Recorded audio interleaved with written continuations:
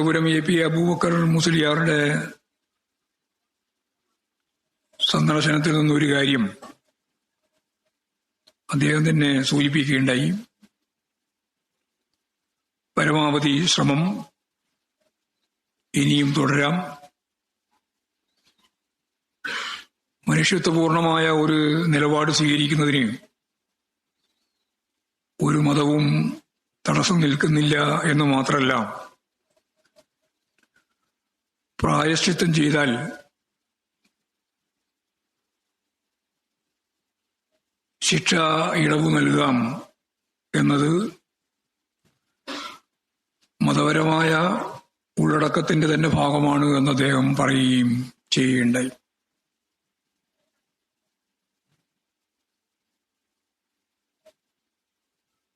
ഇത്തരത്തിലുള്ളൊരു നിലപാട് മാനവികത ഉയർത്തിപ്പിടിക്കുന്ന മനുഷ്യസ്നേഹത്തിന്റെ ഉദാത്തമായ മാതൃക എന്ന നിലയിൽ